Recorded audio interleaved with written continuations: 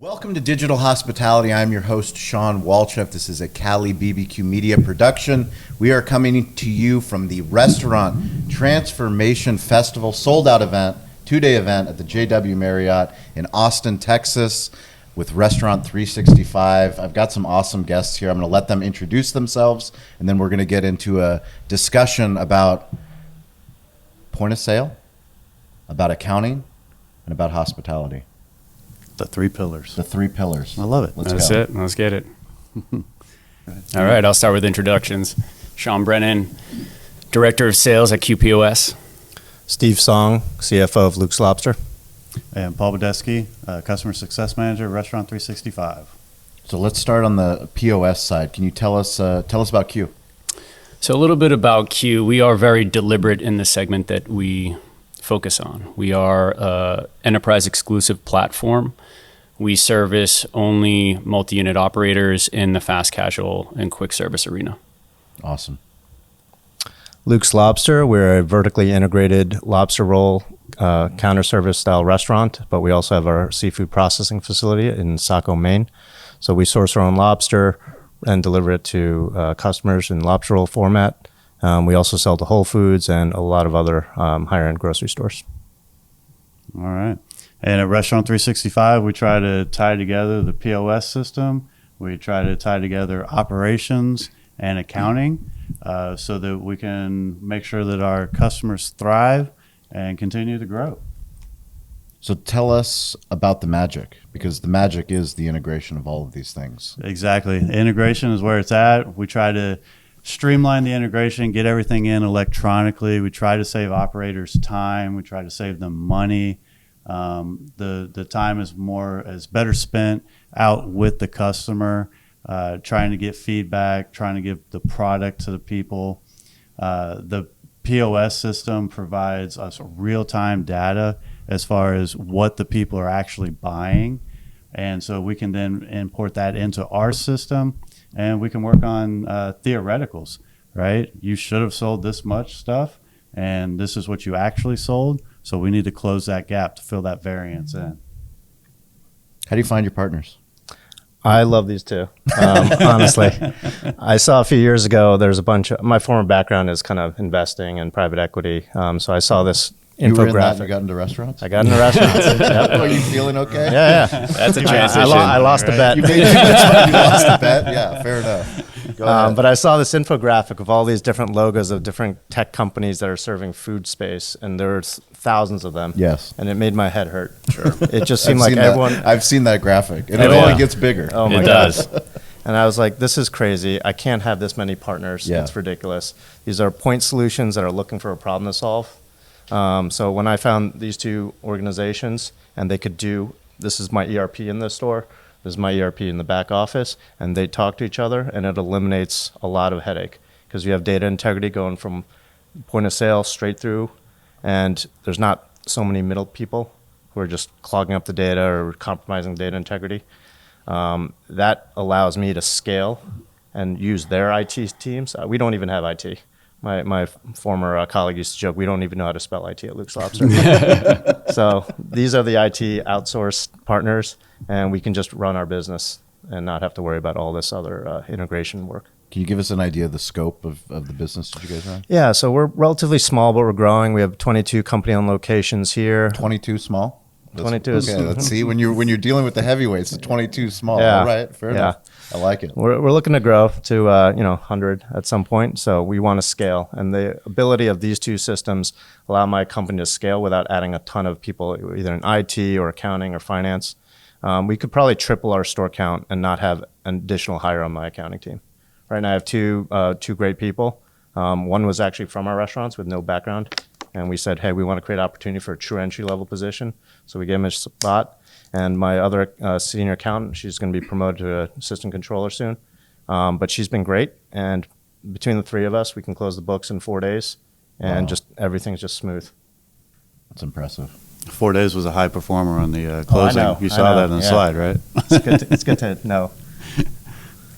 So tell us about working with Q, because you have lots of point of sale partners, and I'm not going to put you on the spot. But, You're on the spot. you're on- You you're- are you're on on the the spot. this is my show. Even though you're hosting me and letting me go, I get to put you on the spot. Sure and thing. talk about Q. Yeah, the cool thing is that, you know, you focus on the enterprise side, and that's, you know, the big chunk of the cake that we really want to capitalize in, because, you know, there's brands out there. Yeah, it's great, you know, having the 22, you know, and you're looking to get to 100, and, you know, we got some clients out there 100, 200, 600, even in the thousands. And it's the same thing you said. It's like, you know, it's almost like a flip of the switch. You know, yeah, as you grow, you're going to need certain increase in staff. But we love the fact that the POS system with the integration, again, it's data and it's data integrity.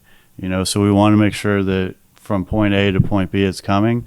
And literally, when you open the doors to a new store, if it's a carbon copy, all you got to do is just copy paste, and you're pretty much opening the restaurant. You know, so it might not be as easy to buy the real estate that way and get the sites, but, you know, open it up. So, you know, we really appreciate the partnership with Q, and, you know, being able to have the integrations going. If you can challenge Restaurant 365, if you could put the leadership on to a point where you have a question that you wish that they would do, what would that be? Because one of the best shirts is it's on the product, it's on the roadmap. Yeah. I mean, that's probably like, as far as tech shirts go, that's the vapor of you vapor guys could statements, probably right? have, you probably have your own roadmap. Everyone's got a roadmap, but what would you like to see them do? The results are in. National Restaurant Association show. Kyle and Sarah and myself, we were at the Davos sales tax booth, and we were polling restaurant owners on the floor.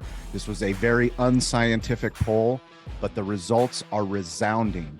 Restaurant owners do not like sales tax. Nobody likes sales tax. Doesn't matter what business owner you are, small business, big business. Davo automates the sales tax process. We are so grateful that Davo is the sponsor of this show. They automate sales tax at our Cali barbecue restaurants. It is $50 a month. It integrates with all the major point of sale partners, including Toast. So if you want to sleep at night, if you want to not worry about sales tax, go to Davo, check them out, Davo Sales Tax. Let us know how they're helping automate your sales tax in your restaurant so that we can share your Davo story on digital hospitality. Well, I think we're two sides of a coin, right? I think we really focus on all of the commerce elements, so really front of house, and being able to be very deliberate in only servicing those elements. And then on the back of house side, 365 as a partner, it's an eloquent handoff. I think all technology in the hospitality space comes down to data integrity. I think the conversation lately has been about data destination, right? I think to run a restaurant today, you have so many different systems, you have so many different channels, and the narrative has been, let's pull all of that data into a data lake or a CDP, manipulate, massage What's a CDP? it. So centralized data platform. Okay, thank you. And then manipulate, massage it, normalize it, and then it's actionable. I think what we're trying to do between our two companies is let's flip that on its head, and rather talk about data destination, let's just start with clean data creation. Yeah. Let's be preventive rather than interventive. And by building a master menu that can permeate all stores and all channels in a singular place, and we can hand that data off to 365 in a very fluent, pre-normalized manner, restaurateurs have already actionable insights from inception. So we're kind of flipping that data model on its head.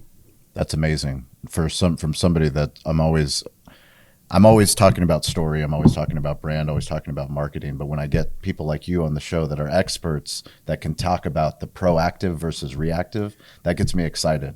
Because I know, as somebody that has a complicated tech stack, we have a lot of tech partners, but I want to know what's the most important thing that I bring to my managers every single week that they can actually take from all these different tools that we have. Well, it's great. There's analytics everywhere. Fantastic. Yes. But what is that actually going to do to somebody that's actually boots on the ground in the stores that we're working in? And it's not about POS. It's about platform. Yep. Right. And it's not just switching out a countertop terminal. It's about re-architecting a data design.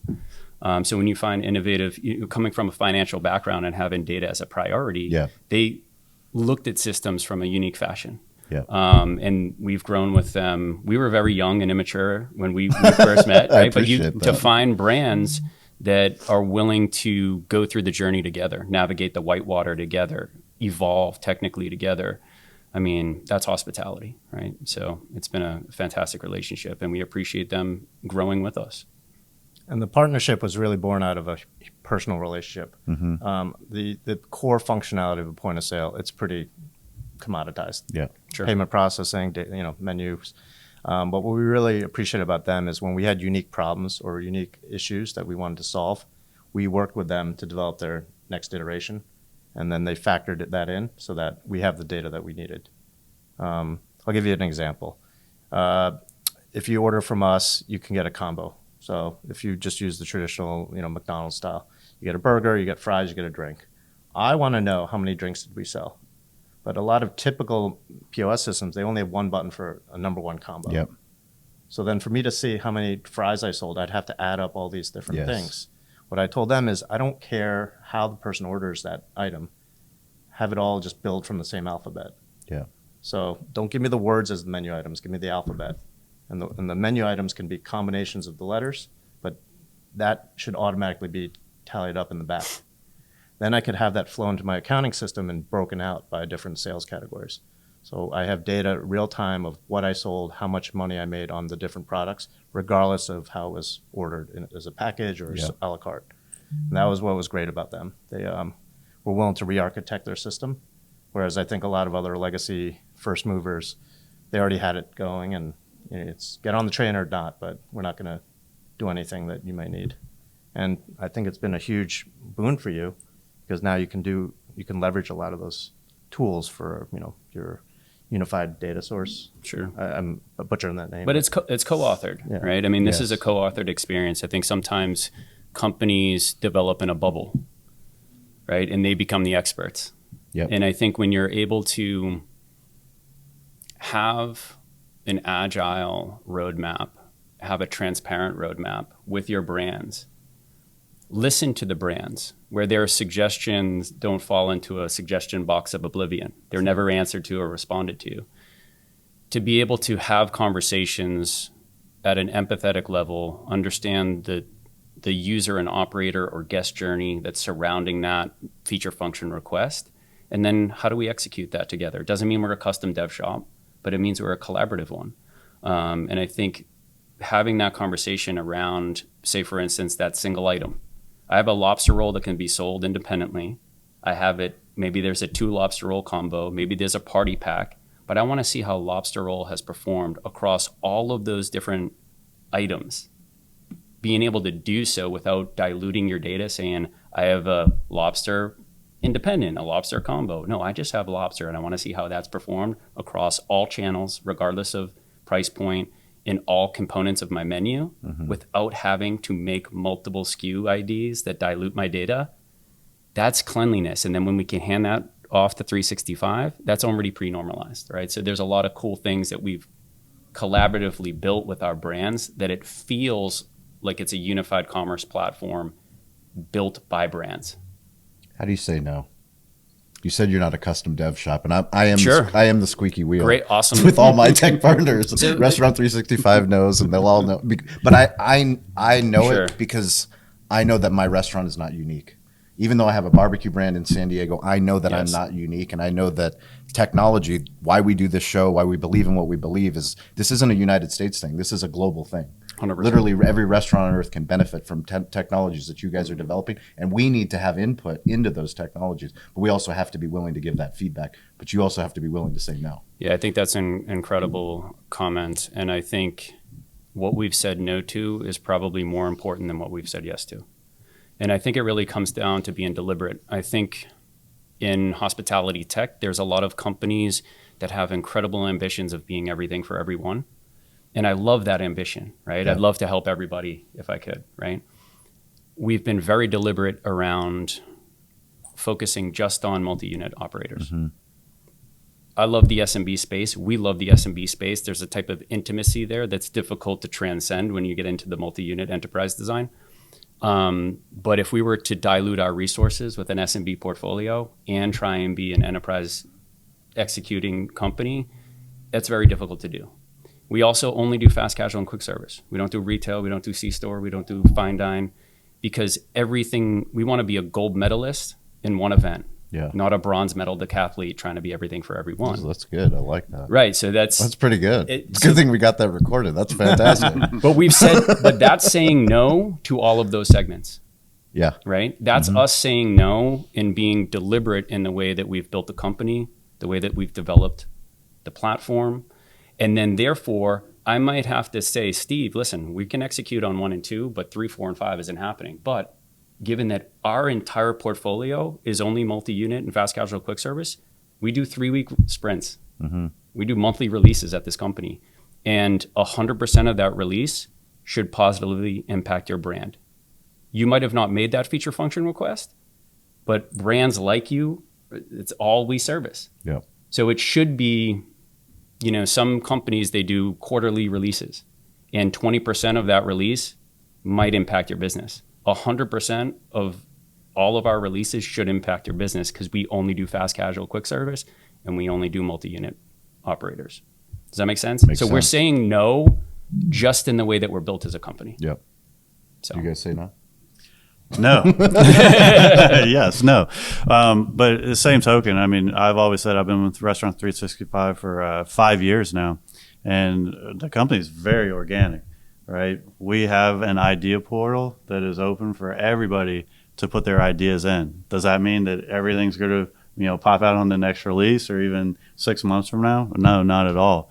But it's given us great ideas, and we can leverage the amount of people that are asking for the same products, the same enhancements, and same token, that's how we've gone from where we are to where we are. And that's also where we see ourselves going in the future as well, because we need the feedback. If we didn't have the feedback, we'd be static, and then somebody else would come in and swoop up the clientele. And that's not what we want, but we want to stay relevant and, meet the needs of the clients.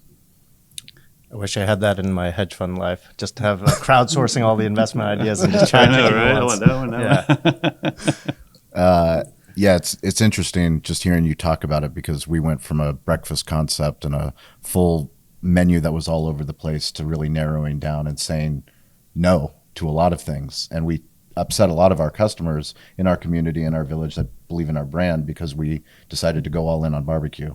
And when we went all in on barbecue, we removed a lot, but it's allowed us to focus not just on the barbecue, but now on the media. So it's very interesting. How do you, as a brand, you want to bring new items to life, but you also want to stay true to what you guys offer? I think we are philosophically aligned. We can't do everything. You can't boil the ocean, but you can make one change.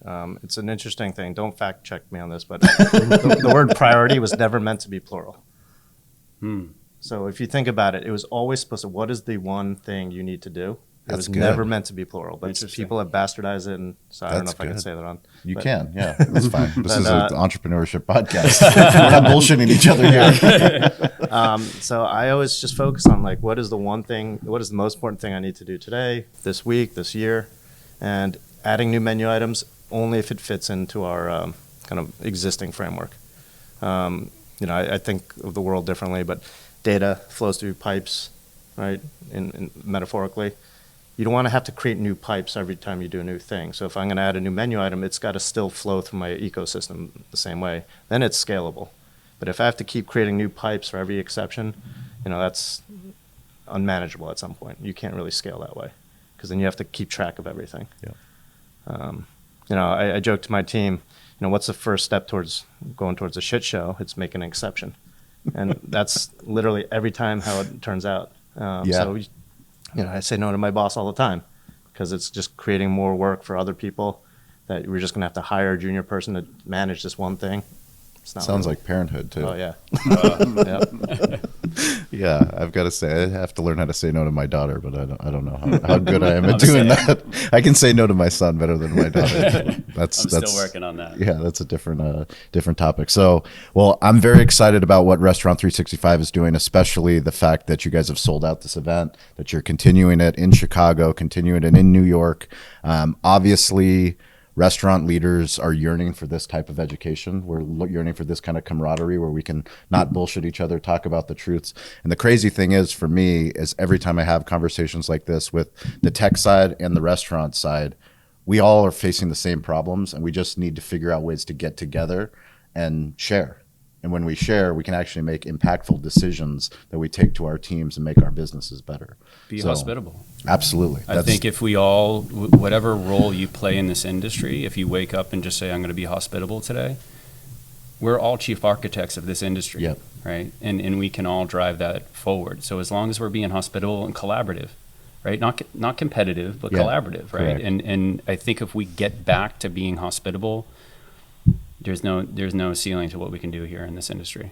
So how can people keep in touch? Are you all on LinkedIn? You're on LinkedIn? Yep, on Go ahead. LinkedIn, yeah. How do you, where are you on LinkedIn? Give us your name again, full name. Yep, Sean Brennan, Director of Sales at Q POS. You on Instagram? You're on TikTok? I'm somewhat of a X? Are you social on X? ghost.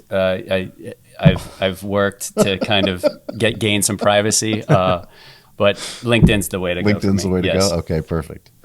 Yep, same. LinkedIn, Steve Song at Luke's Lobster. Yep, and LinkedIn's the only thing I got. No Paul TikTok? Badesky. No, man. No TikTok? No YouTube I channel? got to keep that away from the kids, so I don't even want to be on it. Okay, fair enough. Fair enough. And if you guys want to follow me, it's at Sean P. Walchef, ShawnPWalchef. That's on X, which used to be Twitter, and on all the other platforms as well. But we appreciate you guys. Yeah, Thank Sean. you for being here. Great Appreciate it, Thank you for having us. And we'll catch you guys all next week. Thank you.